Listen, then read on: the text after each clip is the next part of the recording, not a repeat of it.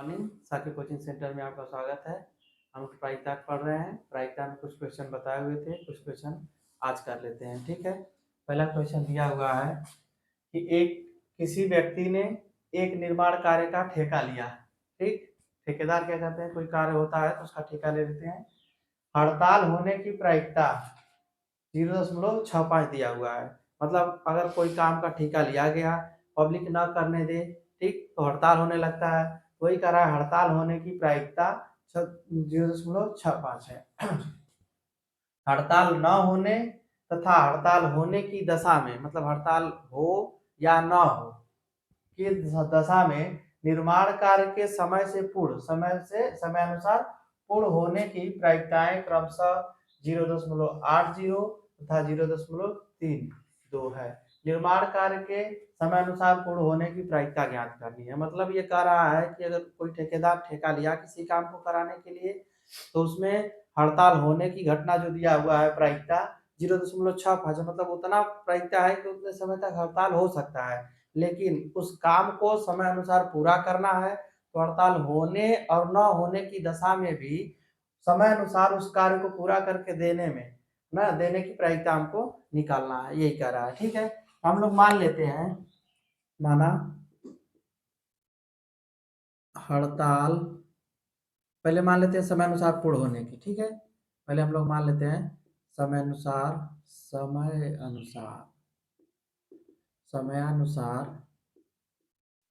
कार्य पूर्ण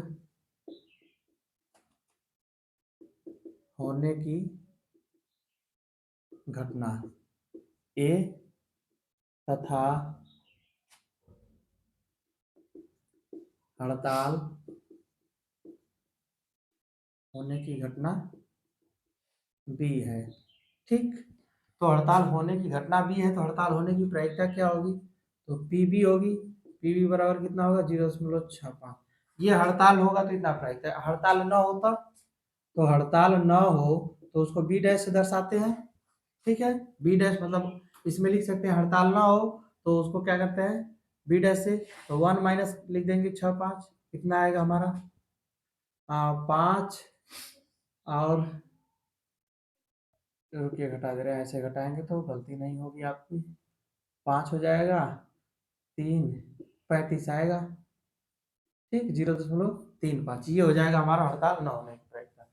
अब दूसरा चीज हमको क्या देखना है, इन दोनों में एक चीज देखिए, समय अनुसार पूर्ण होने की, ठीक, हड़ताल होने की दशा में हमारा क्या है, तो P जो है हमारा B बटा के A बटा के B, समय अनुसार पूर्ण करने के लिए A बटा के B बराबर कितना दिया हुआ है, 0. समय अनुसार क्या चीज दिया है, पूर्ण होने की, समय अनुसार पूर्ण होने की प्रायिकता हमारा 3 है ना। हाँ, ये समय अनुसार पूर्ण होने की प्रायिकता 0.3 हो गया, तथा समय अनुसार पूर्ण ना हो, तो पूर्ण ना हो का मतलब ये वाला रहेगा बी डैश। ये कितना दिया हुआ है, 0.80। ये सब प्रायिकताएं दे चुका है।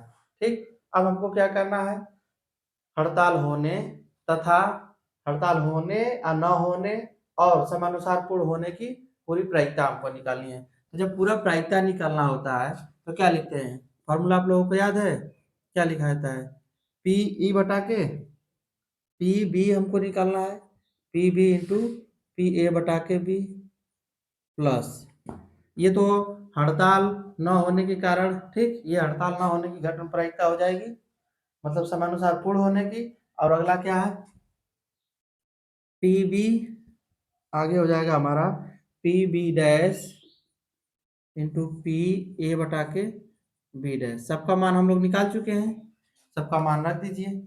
ठीक है, तो इसका कितना है, पी बी का आप देखिए 0.65 इंटू इसका है गुड़े 0.32 प्लस, फिर पी बी डैश हमारा है 0.35 और गुड़े पी ए बटा के बी डैश, यह हमारा 0.80।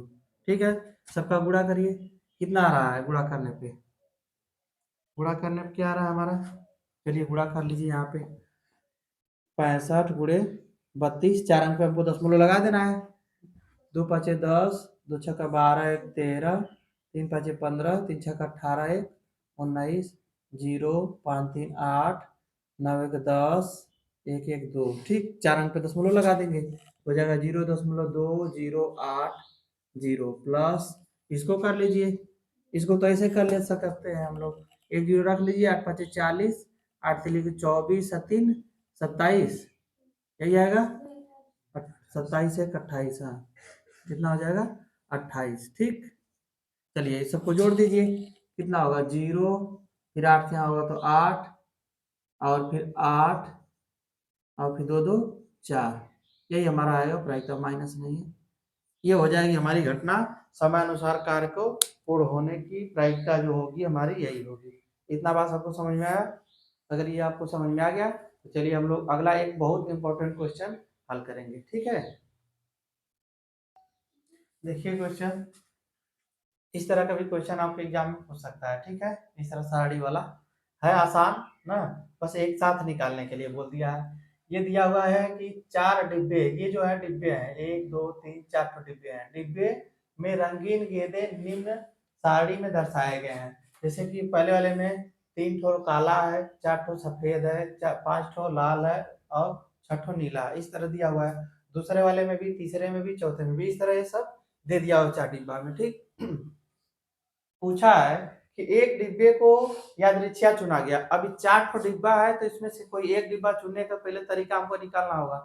तो एक डिब्बा क्या गया, चुना गया, और फिर उसमें से एक गेंद निकाली गई।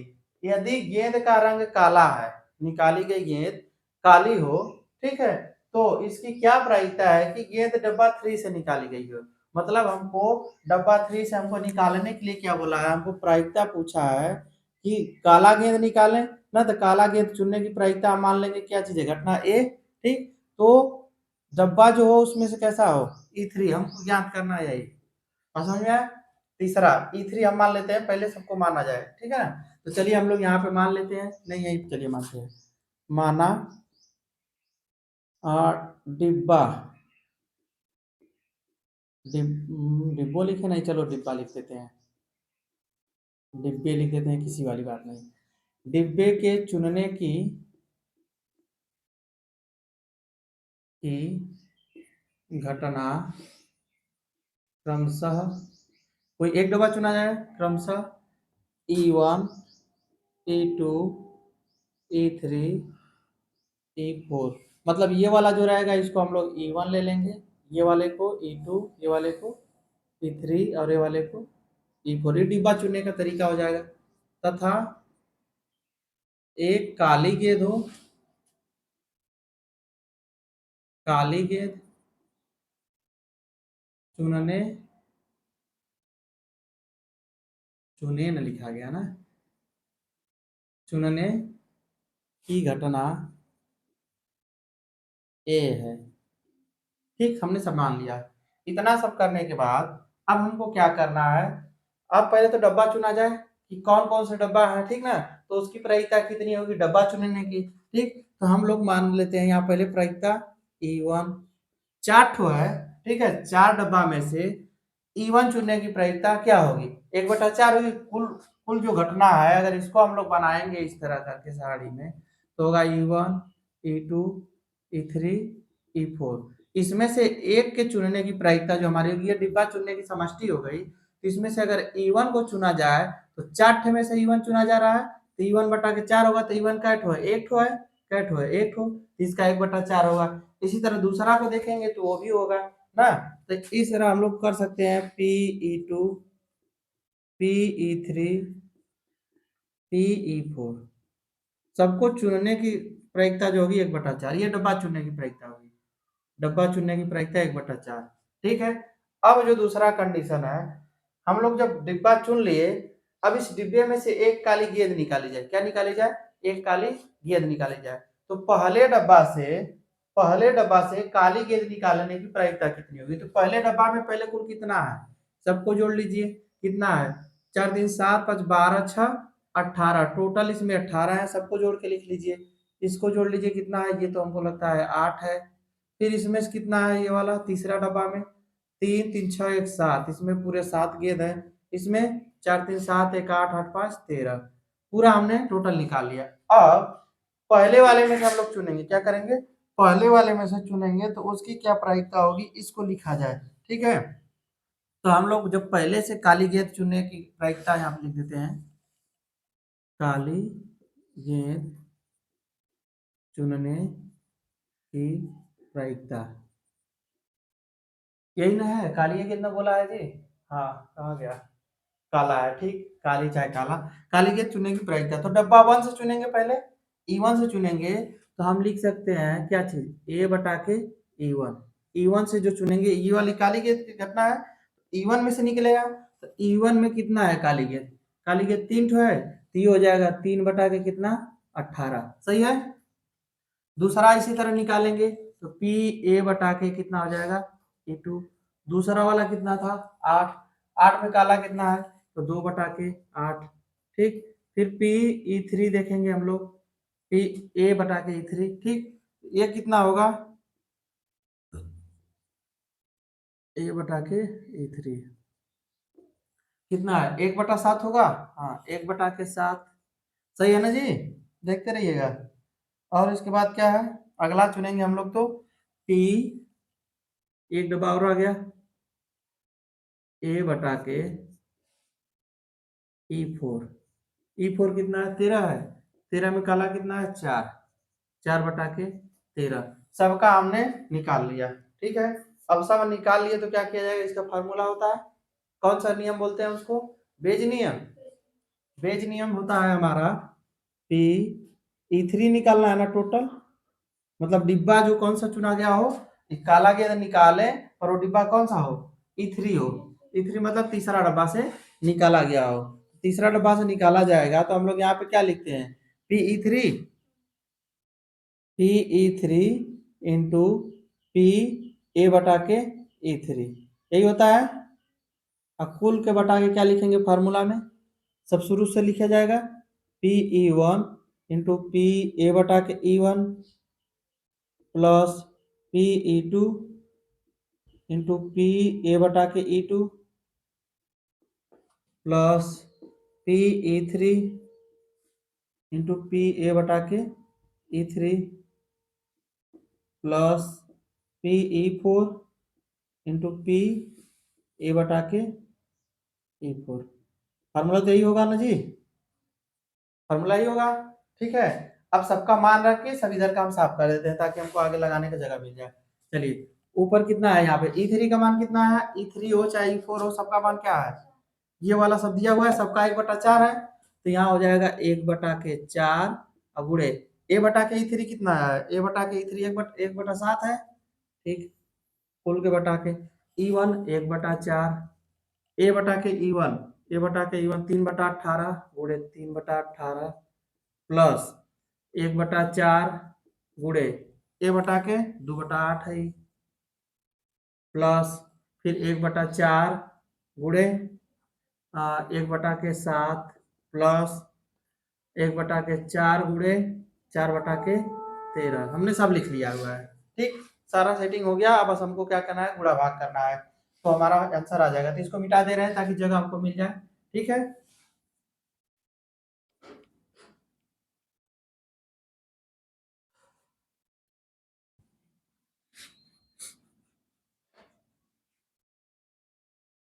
चलिए, इसको कैसे किया जाएगा, यहाँ पे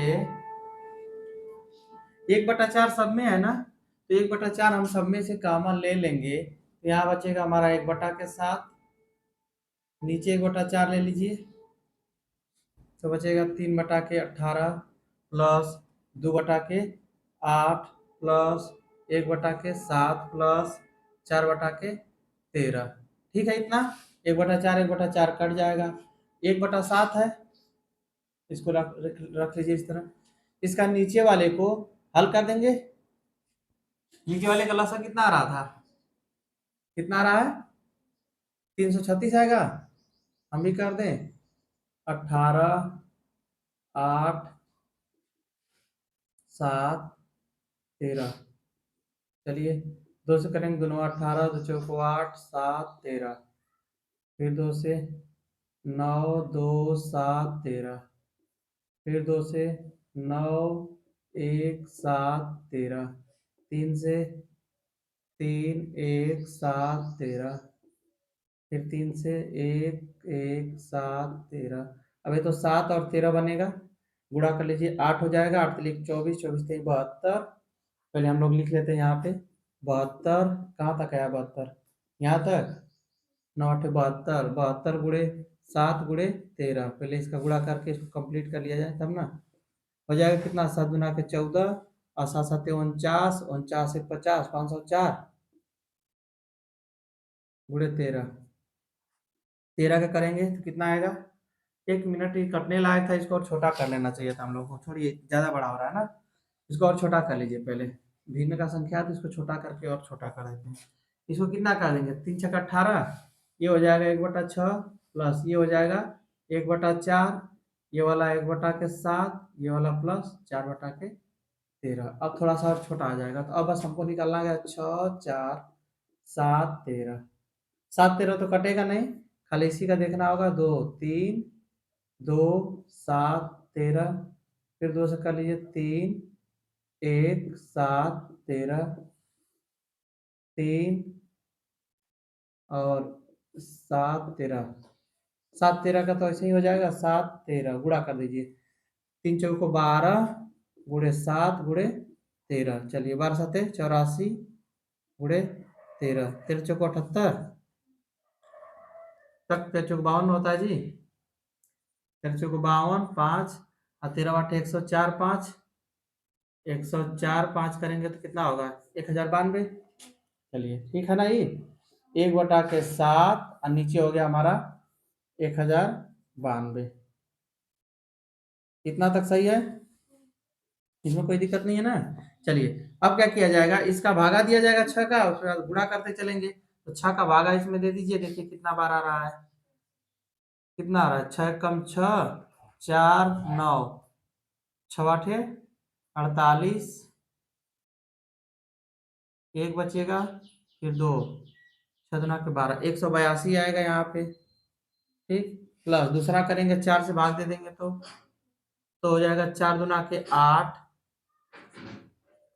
हो जाएगा यहाँ पे 2 9, 4 7 28, एक बचेगा, 4 3 12, 273, प्लस अगला करेंगे कितने से भागा, 7 से, 7 से भागा करेंगे तो 7 से कम 7, 3 बचा 9, 7 बचे 35, 4 बचा 2, 7 छक्का 42, 156, प्लस 13 से भाग दे देंगे तो कितना आएगा, 13 से भागा देंगे तो 13 8 104, यहाँ बचेगा 5 2 13 चौको 52, हो गया। 192 को उल्टा कर दीजिए, ये हो जाएगा 1/7 गुणे 1092, और कुल के बटा के ये वाला जोड़ दीजिए, कितना आ रहा है, जोड़िए, 4 6 4 10, 10 3 13, 13 2 15, फिर 8 6 4 8 5 13, 13 7 20, 20 8 28, 28 हासिल आपका एक था ना, 28 1 29, फिर 1 2 1 3, 3 1 4, 4 4 2 6, 695 आ रहा है, सही है।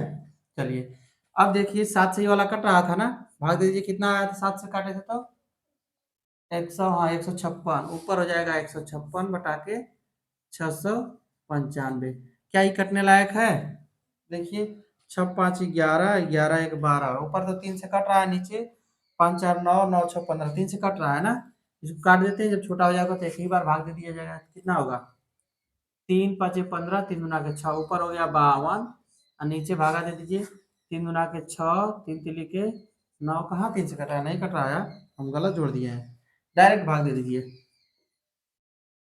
156 भागे 695, 156 कितना, दशमलव बढ़ा देंगे, क्या बढ़ जाएगा, एक बार 1500 है तो 695, आपका आ जाएगा यहाँ पे 5, कितना बचा, 5, 15 में 9 जाएगा 6, फिर यहाँ 14 में 6 जाएगा 8, ठीक है, जीरो बढ़ा दीजिए, अब क्या बढ़ जाएगा, 6 बार चला जाएगा, 6 4 36, कितना रहा है आपका भाग देने पे, 6 दूना 12 यहाँ कहीं गलती हो रहा है क्या हम लोगों का भाग देने में? सही से भाग दीजिए।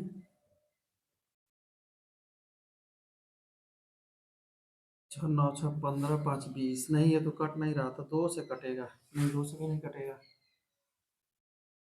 कितना आ रहा है भाग देने पर वो? भागा दो भाई। 695।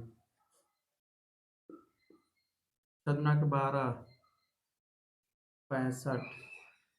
दो दो बार चला जाएगा, 2 × 5 = 10, 2 × 8 = 18, 19, आ 2 × 6 = 12, 1 × 13। नहीं, इतना नहीं आएगा। कहीं नहीं, कहीं मिस्टेक हो रहा है हम लोगों का। इसको सही से जोड़ी। ये कितना है? 695 आ रहा था ये वाला।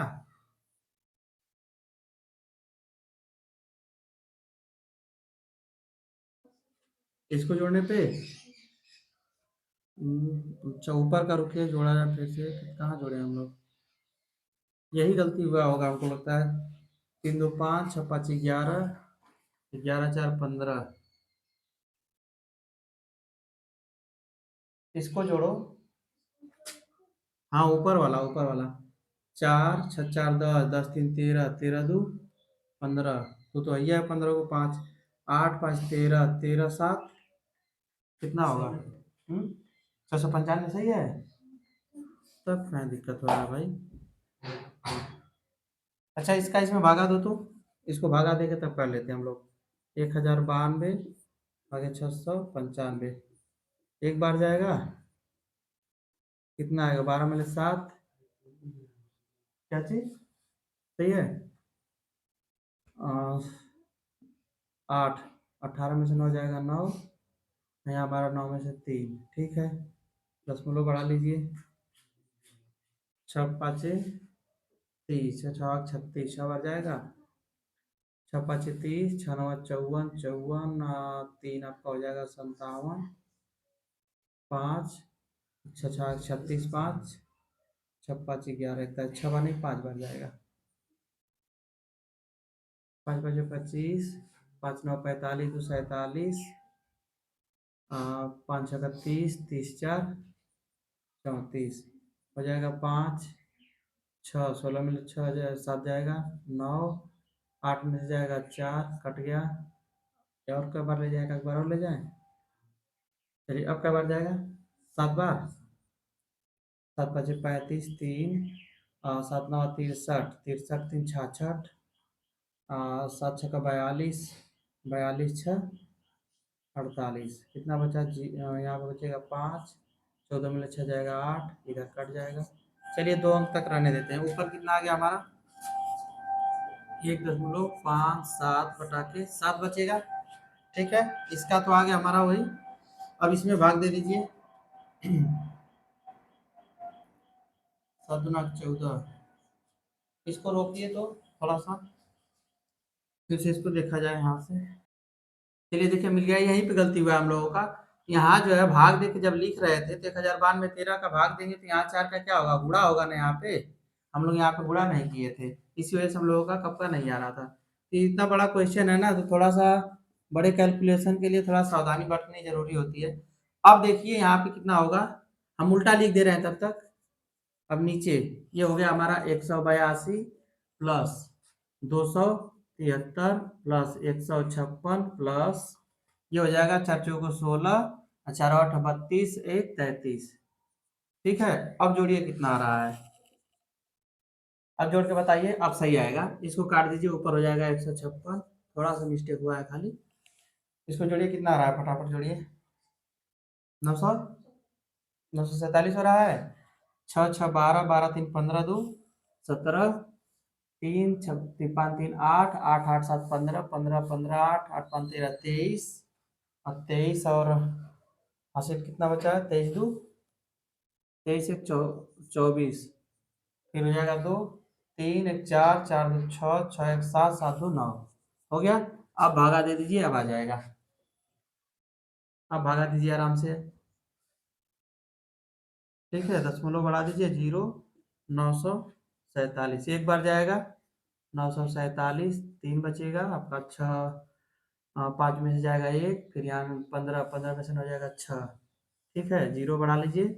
9 छक्का 54, 9 सत्ते 6 सत्ते 42, 6 चौको 24, 24 चार 24 चार 28 और 6 नौ 54, 54 दो 56, ठीक है ना। 8 12 में से 8 जाएगा 4, 10 में से 4 ये कट जाएगा, फिर 0 बढ़ा लीजिए। अब क्या बार जाएगा, 9 चौको 36 4 बार। चलिए सही है हम लोगों का 0.164। इसके आगे ले जाना है तो ले जाइए, हम लोग का आंसर इतना आएगा। ठीक है, देखिए थोड़ा सा जब बड़ा कैलकुलेशन आता है तो उसमें थोड़ी सावधानी बरतनी होती है। हम लोगों का एक मिस्टेक हो गया था यहाँ पे, हम लोग जल्दीबाजी के चक्कर में बुरा कर रहे थे। क्वेश्चन लगाते समय जल्दीबाजी नहीं करनी चाहिए, ये गलती हमसे हो गई है, ठीक है ना। इसको आप लोग इस सावधानी को बरतिएगा। इस क्वेश्चन को लगा लीजिए, ये क्वेश्चन हो सकता है कि आपके एग्जाम में पूछे 8 नंबर में, ठीक ना। तो चलिए अगला क्वेश्चन देखते हैं। देखिए अब हम लोग अब आखिरी पड़ाव पे धीरे धीरे पहुंच रहे हैं प्रायिकता के। इसमें अगला है यादृच्छिक चर की प्रायिकता बंटन। तो ये क्वेश्चन अभी तो बंटन बनाने के लिए दिया नहीं गया है, लेकिन इसमें यादृच्छिक चर क्या होता है उसके बारे में जान लीजिए। यादृच्छिक चर जैसे हम लोग बीजगणित में पढ़ते हैं, चर जिसका मान हमेशा प्रत्येक स्थिति में बदलता रहता है ना, विभिन्न परिस्थितियों के अनुसार उसका मान बदलता रहता है। उसी प्रकार इसमें भी यादृच्छिक चर जो यक्स दिया हुआ है, यह यक्स क्या रहेगा, इसका मान हमेशा बदलता रहेगा। उसमें क्वेश्चन के माध्यम से पहले समझ लीजिए कि यादृच्छिक चर क्या है। दिया है कि मंगरू, मंगरू कोई है, मंगरुआ बीमार नहीं है, ठीक ना। इसमें दिया हुआ है एक सिक्के को 3 बार उछालता है, क्या बार 3 बार उछालता है। प्रत्येक चित मतलब प्रत्येक हेड आने पे उसको 20 रुपए मिलते हैं। कहीं मेला वाला में लगता है ना, तो जुआ हुआ खेला जाता है, सब लोग निशानेबाजी करते हैं, ठीक है। उसी तरह मंगरू कहीं गया, वहां पे एक सिक्के को क्या बार उछाला, 3 बार उछालता है, ठीक। उसमें से अगर चित आता है, प्रत्येक चित पे 20 रुपया मिलता है। अगर एक बार चित आया तो 20 रुपया।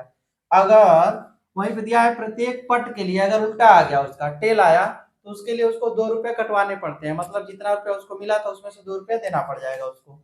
मंगरू द्वारा प्राप्त लाभ या हानि को यक्ष द्वारा निरूपित किया गया। उसका लाभ या हानि जो है यक्ष द्वारा निरूपित किया जाता है। यदि दिया है, दर्शाइए कि यक्ष एक यादृच्छिक चर है। चर का मतलब बदल रहा है या नहीं बदल रहा है, अभी हम लोग देख लेते हैं बार बार। तथा इसे परीक्षण समष्टि के फलन के रूप में दर्शाइए। मतलब हमको इसको फलन के रूप में लिखना है, हमको यादृच्छिक चर देखना है। इस क्वेश्चन के माध्यम से सब कुछ देख लेते हैं। यादृच्छिक चर तो दे दिया है, हम लोग मान लेंगे कि यादृच्छिक चर क्या है, यक्ष है, ठीक। प्रतिदर्श समष्टि हम लोग लिख लेते हैं, प्रतिदर्श समष्टि। प्रतिदर्श समष्टि हमारा क्या होगा, यक्स लेते हैं, यश लेते हैं, यश लेते हैं तो हम लोग पूरा लिखेंगे कि क्या क्या इसका आएगा। 3 बार उछालेगा तो पहले क्या क्या बन रहा है पहले उसको लिख लिया जाए, फिर उसके बाद प्रायिकता देखी जाएगी, चाहे जो पूछ रहा है उसके हिसाब से इसका आंसर निकाला जाएगा। तो पहले अगर फेंकेगा तो तीनों फेंक में तीनों पे हेड आ जाएगा, ये हो सकता है। दूसरा क्या बन सकता है, दोनों पे हेड हेड एक पे टेल आ जाएगा, ये हो सकता है। फिर हेड टेल हेड आ सकता है, फिर टेल हेड हेड आ सकता है, ये कंडीशन बन सकता है, ठीक है। अब उसके बाद एक हेड आ सकता है, 2 टेल आ सकते हैं, फिर टेल हेड टेल आ सकता है, फिर आपका बन सकता है टेल टेल हेड बन सकता है, ठीक है। फिर बन सकता है हमारा टेल टेल टेल, यही बनेगा। 1 2 3 4 5 6 7 8, 8 कंडीशन बन रहा है ना, उससे ज्यादा तो नहीं बन रहा है, यही बनेगा हमारा। एक बार फेंकेगा तीनों हेड, 2 बार फेंकेगा 2 हेड 3 हेड, इस तरह करके सभी कंडीशन हम लोग उसका प्रतिदर्श समष्टि बना दिए। अब इसको हम लोग निकालेंगे कि कब इसको कितना रुपया मिल रहा है, उसको किससे प्रदर्शित करेंगे, हम लोग यक्ष से प्रदर्शित करेंगे। अब यहाँ पे यक्ष जो है इसका चर, तीनों अगर हेड आया, तीनों हेड आया, एक हेड आ रहा है तो उसको 20 रुपया मिल रहा है, तो 3 हेड आएगा तो कितना मिलेगा, 3 गुणे 20 रुपए, मतलब इसको कितना मिले, 60 रुपए मिले, ठीक। अगर इसको 2 हेड आ गए और एक टेल आया, तो 2 हेड आया तो 2 गुणे इसको 20 रुपया, अब माइनस एक टेल आया तो 2 रुपया घट जाएगा, तो कितना हो जाएगा, 40 में से 2 घटेगा 38 रुपए। इतना बात समझ में आ रही है। फिर तीसरा वाला इसका, ये देखिए यक्ष यादृच्छिक चर बन रहा है कि नहीं। एक बार इसी यक्ष का मान 60, एक बार इसी यक्ष का मान 38, एक बार देखिए अगला क्या आता है। अगर एक बार इसको हेड आ गया तब कितना मिल रहा है? 2 गुणे नहीं, इसमें तो 1 बार है तो 20 रुपया मिलेगा, और माइनस का रुपया कटवाना होगा, 2 दूना के 4, 2 गुणे 2 कितना कटवाना पड़ेगा? 2 गुणे 2 मतलब हो जाएगा 4, हो जाएगा हमारा 16 रुपए, इतना मिलेगा। अब ऐसा करेगा कि एक बार ऐसा फेंका, तीनों तीनों फेंक में कुल टेल आ गया, एक को हेड नहीं, चित नहीं आया, तो इसको मिल जाएगा कितना? 0 रुपए माइनस 2 गुणे 2 कितना हो गया? -6 रुपया, नहीं 8 रुपया ना हो, 2 दूना के 4, 2 दूना के 8, माइनस कितना रुपया इसको मिलेगा? -8 रुपए। इतना ठीक है, इतना इसको मिल रहा है। इसमें माइनस क्या दर्शा रहा है कि इतना इसको वापस देना पड़ेगा। माइनस क्या दर्शा है? इसका ऋणात्मक वापस देना पड़ेगा। ये जो यक्ष है इसका क्या बन रहा है? क्या बना है? यादृच्छिक चर बना है। इसको अगर हम लोग फलन के रूप में देखेंगे यक्ष बराबर, तो क्या क्या इसका बन रहा है? 60 रुपए मिलेगा, 38 रुपए मिलेगा, 16 रुपए मिलेगा, -6 रुपया। बस समझ में? लास्ट वाला जो है वो घटा में चला गया, एक भी नहीं आया तो अपने जेब से दिया है, तो इसका क्या होगा? -8 है, अरे हाँ 6 हो गया, सॉरी, -8 रुपया। बात समझ में आया? तो यही होता है यादृच्छिक चर, कि जो चर, जैसे हम लोग बीज गणित में पढ़ते हैं, जो चर होता है उसका मान हमेशा बदलता रहता है, तो यहाँ भी इसका मान हमेशा बदलता गया है। उसी को इस प्रकार से प्रदर्शित किया जाएगा। ये इसका परिसर है, मतलब 20 रुपया के हिसाब से 3 बार फेंकेगा तो कई बार? इतना 4 बार इसको कुछ न कुछ मिलेगा, जिसमें एक बार क्या है 3 बार मिलेगा, एक बार -8 रुपया देगा। यही इसका परिसर बनेगा। ठीक है, इतना इसका एरिया होगा। चलिए इसके बाद अगला क्वेश्चन देखते हैं। चलिए देखिए क्वेश्चन, देखिए इसमें यादृच्छिक बंटन बनाने के लिए दिया है। क्या दिया है? प्रायिकता बंटन। तो प्रायिकता बंटन जो होता है, इसमें आपको यादृच्छिक चर के साथ साथ प्रायिकता भी दिया रहता है सारणी के रूप में। सारणी के रूप में न भी हो तो ऐसे भी लिखा रहेगा। तो प्रायिकता बंटन के और क्या दिया रहेगा आपका? प्रायिकता दिया रहेगा और यादृच्छिक चर दोनों एक साथ दिया रहता है, तो उसको बोलते हैं हम लोग प्रायिकता बंटन दिया हुआ है। ठीक है, इसमें दिया है, इसको हम लोग बनाएंगे। दिया है एक पासे को एक बार उछाला जाता है, या यदि यादृच्छिक चर एक सम संख्या प्राप्त करता है तो उसे यक्ष के रूप में व्यक्त कीजिए और यक्ष का प्रायिकता बंटन ज्ञात कीजिए। तो यक्ष के रूप में व्यक्त करने के लिए यादृच्छिक चर क्या है? मान लीजिए, चाहे आप जान ही गए हैं कि यादृच्छिक चर को यक्ष से दर्शाया जाता है। तो यादृच्छिक चर हो जाएगा आपका यक्ष। यक्ष जो है इसमें कह रहा है सम संख्या, क्या कह रहा है? सम संख्या प्राप्त होने की जो प्रायिकता बनेगी हमारा, तो क्या क्या बनेगा? अगर सम संख्या प्राप्त होगा तो 1, अगर सम संख्या प्राप्त नहीं होगा मतलब विषम संख्या लिखते हैं। चलिए हाँ, विषम संख्या लिख देते हैं। तो विषम संख्या अगर प्राप्त होता है, ठीक है, तो क्या हो जाएगा? 0। मतलब कि अगर विषम संख्या जो आएगी, इसमें विषम संख्या तो आ नहीं सकती है क्योंकि सम संख्या बोला है, तो विषम संख्या की जो घटना होगी वो हमारी फाई होगी। फाई होगी घटना, तो घटना फाई है तो इसकी प्रायिकता निकालेंगे तो क्या हो जाती है? 0। ये सब हम एकदम स्टार्ट में बताए हुए प्रायिकता के, जब पहले दूसरे क्लास में हम आपको बताए थे तब ये चीज बता दिए थे। तो वही चीज यहाँ पे हमको केवल बस सम संख्या का प्रायिकता निकालनी है, उसी का बंटन कर बनाना है। तो उसमें हमको ये भी तो जानना होगा कि हाँ विषम संख्या है तो उसको क्या बोलेंगे। तो एक घटना होगी हमारी जो 0 आएगी, जिसमें विषम संख्या आएगा, और एक होगा जिसमें सम संख्या का पूछ रहा है तो उसको 1 से दर्शाएंगे, और विषम संख्या जो इसमें नहीं रहेगा उसको हम लोग 0 से दर्शाएंगे। तो मतलब यहाँ पे x की क्या वैल्यू हो जाएगी? 2 ठो, एक ठो 1 और एक ठो 2, इसी की प्रायिकता निकालनी है। सबसे पहली बात, अगर हम लोग इसका पासा है ना, तो पासे का जब संपूर्ण प्रतिदर समष्टि लिखेंगे तो क्या होगा? 1 2 3 4 5 6 ये बनेगा। इसमें जो सम संख्या की घटना बनेगी, मान लीजिए हम लोग ले रहे हैं ई, ठीक, तो सम संख्या की जो घटना होगी तो कितना होगा? 2 4 और 6, और विषम संख्या क्या बच रहा है? ई2 मान लीजिए, चलिए ई1 ई2 कर देते हैं, 1 3 और 5 यही बन रहा है। तो इसके आने की प्रायिकता जो बनेगी क्या होगी? 3/6 मतलब 1/2 हो जाएगा, और इसके भी हो जाएगा 3/6 बराबर 1/2। ये तो प्रायिकता निकल गया, लेकिन इसको हम लोग किसके रूप में दिखाना है? यक्ष के रूप में दिखाना है। हम लोग प्रायिकता निकालेंगे, प्रायिकता यक्ष बराबर 1, ठीक। 1 ही क्या है? सम संख्या। क्या है? सम संख्या। तो इसको हम लोग लिखेंगे, क्या हो जाएगा? 1/2, ठीक है। फिर p यक्ष बराबर 0, ये चीज हम यहाँ पे दर्शा दिए हैं, वहां पे नहीं दर्शाएंगे। तो 0 का मतलब क्या आएगा? ये भी आ जा रहा हमारा कितना? 1/2, दोनों 1/2 आ रहा है, अब इसको जब बंटन बनाएंगे हम लोग, तो एक ठो जैसे पी एक्स है उसको वाई एक्स वाई वाला सारणी जानते हैं ना, उस तरह का बन जाएगा। आप लोग पहले कभी पढ़े होंगे इस तरह का मान। इसमें अगर एक्स रहता है तो इसमें वाई का मान आता है, एक्स के किसी वैल्यू पे वाई का मान डिपेंड करता है, निर्भर रहते हैं एक दूसरे पे। तो एक्स का मान तो यहाँ पे हम लोग लिख देंगे पी एक्स, जो प्रायिकता होगा। एक्स का मान क्या क्या रखे हैं, जब जीरो रख रहे हैं पहले, हाँ चलिए छोटा रख लेते हैं, छोटा रख लीजिए। पहले जब जीरो रखेंगे, जीरो का मतलब विषम संख्या, तो विषम संख्या का प्रायिकता कितना रहा है, 1/2। जब सम संख्या एक रख रहे हैं तो यहाँ इसका प्रायिकता क्या रहा है, 1/2। बात समझ में आया। अब ये आपका प्रायिकता बंटन सही है या गलत है, इसको जांचने के लिए, ये प्रायिकता है ना, तो हम लोग इसको क्या करते हैं, जोड़ के देखते हैं। अतः हम लोग लिखेंगे दोनों प्रायिकता का योग 1/2 प्लस 1/2 कितना आ गया, 2/2 बराबर 1। तो पूरा प्रायिकता कभी भी एक से ज्यादा नहीं हो सकती है, कभी भी प्रायिकता आपकी एक से ज्यादा नहीं होगी और जीरो से कम नहीं होगी, एक और जीरो के बीच में हमेशा रहता है, ठीक है, जीरो से बड़ा और एक के बीच में, ठीक। तो ये एक आ गया, अतः हमारा जो है क्या लिख सकते हैं इसको, अतः यह यादृच्छिक, हाँ सही सही नहीं लिखा रहा है, यादृच्छिक, यादृच्छिक बंटन प्रायिकता है। अगर एक नहीं आता तो हम लोगों का ये प्रायिकता बंटन नहीं बन पाता। इसी तरह का क्वेश्चन हम लोग अब पढ़ेंगे अगले क्लास में। आज से यहाँ से शुरू किए हैं तो अब जो भी आएगा इस तरह का क्वेश्चन अगले क्लास में देखा जाएगा।